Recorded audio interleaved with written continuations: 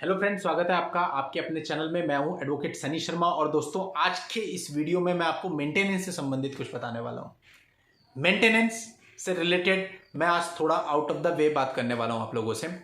देखिए दोस्तों, होता क्या है, मेंटेनेंस के ना दो अर्थ हैं। अब मेंटेनेंस के मामले में आपने देखा भी होगा, अनुभव भी करा होगा और सुना भी होगा कि मेंटेनेंस तो देना ही होगा।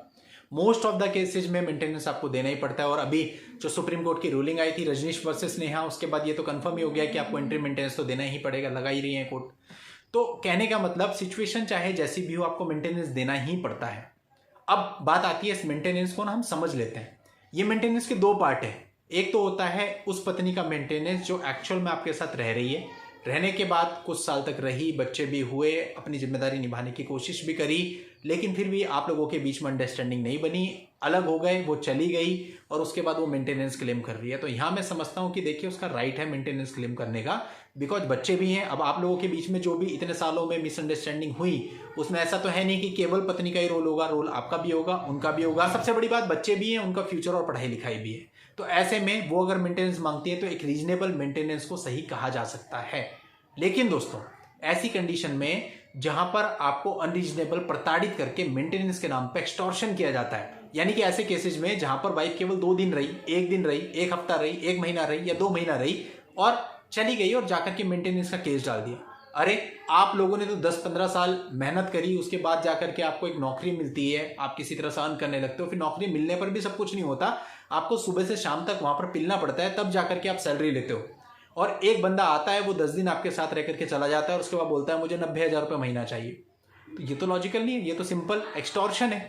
तो हमें समझना होगा सबसे पहले कि रीजनेबल और एक्सटॉर्शन में फर्क क्या है। देखो, जो चीज रीजनेबल है वो रीजनेबल है, क्योंकि बहुत सारे केसेज में ऐसा भी होता है कि हम लड़कियों की तरफ से वकील होते हैं, तो ऐसा नहीं है कि लड़कियां प्रताड़ित नहीं है, लड़कियां भी प्रताड़ित हैं, हाँ कम है लेकिन हैं। तो ऐसे केसेज में जो होता है वहां पे लड़कियों को कुछ अगर मेंटेनेंस आपको बांध दिया जाता है तो सही कहा जा सकता है। लेकिन इस तरह के केसेज में, ऐसे एक्सटॉर्शन वाले केसेज में, या जहां शादी से लेकर अब तक केवल आपको परेशान किया जा रहा है, धमकियां दी जा रही हैं और तरह तरह से चीजें हो रही हैं, तो ऐसे केस में दोस्तों समय पता है क्या है, आप मेंटेनेंस का केस लड़ो। मेंटेनेंस के केस पे आप पे मेंटेनेंस ऑर्डर हो गया, अब आप मेंटेनेंस नहीं देते हैं या देने में सक्षम नहीं है, तो आप क्या कर सकते हैं। देखिए, आदमी खुद को बेच के तो मेंटेनेंस दे नहीं सकता, उसके ऊपर दुनिया भर की लायबिलिटीज होती हैं, माँ बाप भी होते हैं, उनकी मेडिकल ट्रीटमेंट्स चल रहे होते हैं, उसके अपने लोन्स होते हैं और बहुत सारी लायबिलिटीज होती हैं भाई। मतलब आज के समय पे एक तनख्वाह में जो एक साधारण आदमी होता है उसका केवल घर ही चल पाता है, उसके बाद सेविंग की वो सोचे तो सेविंग बचती नहीं है।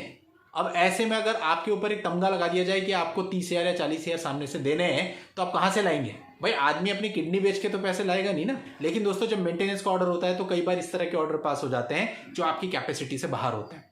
अब मैं यहां सिर्फ इतना कहना चाह रहा हूं कि अगर आपके साथ गलत हुआ है, ध्यान दीजिएगा, ध्यान से समझिएगा, मैं कह रहा हूं अगर आपके साथ गलत हुआ है, मैं ये नहीं कह रहा हूं कि मेंटेनेंस के हर केस में आपको ऐसे ही करना है। अगर आपके साथ गलत हुआ है, लाइक आपकी सैलरी है 20,000 और आपके ऊपर 50,000 रुपये का ऑर्डर कर दिया गया या 40,000 रुपये महीने का ऑर्डर कर दिया गया, जो कि किसी भी तरह से फिजिबल नहीं है, आप पूरा नहीं कर सकते हैं, तो ऐसे केस में दोस्तों एक सिंपल ऑप्शन है, जेल भरो आंदोलन चलाओ। पूर्व में भी ऐसे आंदोलन चले ना, क्या होगा, 1 महीने की जेल होती है यदि आपने एक बार मेंटेनेंस में डिफॉल्ट कर दिया, आपने पेमेंट नहीं किया, वो इकट्ठा हो गया, जो कि अधिकतर मामलों में होता भी है। कोर्ट ऑर्डर कर देती है कि भाई आप पेमेंट कीजिए। अब लेकिन आपकी कैपेसिटी नहीं बन रही है तो आप कैसे पेमेंट कर सकते हैं, और अगर आप किसी से लेके भी पेमेंट करेंगे तो कितनी बार ले लें, तो यहाँ पे पॉसिबल नहीं होता दोस्तों। तो यहाँ पर अगर आपको इंसाफ चाहिए गलत केसेज के थ्रू, तो दोस्तों फिर आपको इस तरह के मूवमेंट्स चलाने पड़ेंगे। भाई जब कोई ऑप्शन नहीं है तो भाई आप मेरे को जेल डाल दो, मैं क्या कर सकता हूँ उससे ज़्यादा। मैं आपको तभी दे सकता हूँ अगर मेरे पॉकेट में पड़ा है, अगर मेरे पॉकेट में ही नहीं है तो आप मेरी पॉकेट फाड़ लोगे तब भी आपको कुछ मिलेगा नहीं, निकलेगा नहीं। तो मैं क्या कहूँगा, मैं फिर यही कहूँगा कि मेरे पास तो ऑप्शन नहीं है। अब मैं आपकी निगाह में अगर गुनाहगार हूँ, कानून की निगाह में गुनाहगार हूँ, तो आप मुझे सजा दीजिए। अब दोस्तों होगा क्या, इससे फर्क पड़ता है। इस तरह के जो मूवमेंट्स होते हैं ना, जितने भी ऐसे लोग हैं जिनके साथ एक्चुअल में गलत हो रखा है, मेरे पास खुद के पास ऐसे कई केस चल रहे हैं जहां पे बंदे की सैलरी 10,000 रुपये, ऑर्डर 40,000 रुपये का हो रखा है। क्यों, गलती रही होगी हालांकि उसकी, मैं नहीं कहता, हो सकता है उस समय उसने कंटेस्ट ही ना किया हो, जब ऑर्डर हुआ वो उस डेट पे ही ना गया हो, जिसकी वजह से कोर्ट के सामने तथ्य नहीं आए, गलत ऑर्डर हो गया। लेकिन दोस्तों हो गया तो अब उसको कैंसिल कराने का तो तरीका यही है ना कि आपको हाईकोर्ट जाना पड़ेगा। अब हर एक आदमी तो हाईकोर्ट भी जाने में सक्षम नहीं, अब क्या करें, उस आदमी का क्या हो, वो तो फिर जेल ही रहेगा। तो ऐसे केस में दोस्तों आप लोगों को ना मिलकर के एक संगठन बनाना पड़ेगा जो भी एक्चुअल में इस प्रकार के लोग हैं, और उसमें स्वार्थ नहीं होना चाहिए। आज के समय पे क्या हो गया, संगठन ज़्यादा हो गया लेकिन राजनीति है। जहाँ राजनीति आ जाती है वहाँ मोटिव खत्म हो जाता है। तो बिना राजनीति के निस्वार्थ होकर के आप लोगों को ये संगठन बनाना पड़ेगा। और अगर आपके साथ कोई भी गलत ऑर्डर हो जाता है इस प्रकार का जो आप किसी भी प्रकार से पूरा नहीं कर सकते हो, तो आपको उसमें मूवमेंट चलाने पड़ेंगे, जेल भरो आंदोलन टाइप कि ठीक है डालो डालो डालो, सारे पति जेल में चले जाएंगे दोस्तों। तो फिर ऑटोमेटिक कहीं ना कहीं गवर्नमेंट की भी निगाह पड़ती है, मीडिया की भी निगाह पड़ती है, सबकी निगाह पड़ती है कि भाई इतने बड़े लेवल पे क्या हो रहा है।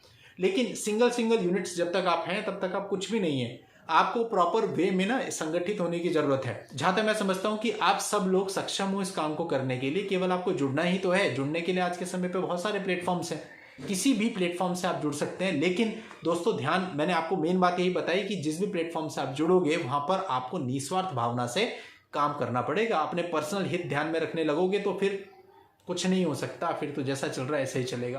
तो दोस्तों इस वीडियो में जस्ट मैं आपको यही बताना चाह रहा था कि फर्स्ट ऑफ ऑल आपको डिफरेंस करना आना चाहिए कि मेंटेनेंस का जो केस है वो किस लेवल तक सही है और उसके बाद किस लेवल पे आकर के वो एक्सटॉर्शन का रूप ले लेता है। अगर वो रीजनेबल है तो मैं नहीं कहूँगा किसी के साथ आप गलत करें, लेकिन अगर वो एक्सटॉर्शन हो रहा है आपका, आपकी कैपेसिटी से बाहर जा रहा है, तो उसके खिलाफ फिर आपको जाना चाहिए। और अगर आप सक्षम हैं तो आप हाई कोर्ट में भी जाके अपील करें। अब दोस्तों जो अपील करने का समय है वो 30 दिन का होता है। अब होता क्या है कि आदमी उस समय तो सोया रहता है या उसको नॉलेज नहीं होती, बाद में उसको जब ध्यान आता है 6 महीने बाद वो फोन करके बोलता है सर मैं क्या करूं। अब क्या बताएं उसको, जो आपका टाइम था आपने टाइम लिमिट ही खो दी। थोड़ा बहुत एडजस्ट हो सकता है, लेकिन ये थोड़ी कि 6 महीने बाद 1 साल के बाद आपको याद आ रही है तब आप अपील कर लेंगे। तो उसमें तो कोई ऑप्शन नहीं बनता, वो ऑर्डर तो आपका परमानेंट हो गया। अब उस ऑर्डर को आपको फॉलो करना ही पड़ेगा। अब अगर आप नहीं कर सकते तो आपके पास क्या ऑप्शन। तो मैंने ऐसी स्थिति के लिए आपको ऑप्शन बताया कि आप इस प्रकार की चीजें करो, गवर्नमेंट के सामने अपनी डिमांड रखो, अपनी जो आपके साथ गलत हो रहा है उन चीजों को रखो, और हो सकता है कि कुछ पॉजिटिव आपको रिजल्ट्स मिल जाए। लेकिन दोस्तों मीलों की दूरी को तय करने के लिए पहला कदम उठाना पड़ता है। तो चलिए दोस्तों आज की इस वीडियो में इतना ही रखता हूं। नेक्स्ट वीडियो में नई लीगल जानकारी के साथ मैं आपसे फिर मिलता हूं। तब तक के लिए goodbye and thank you for watching.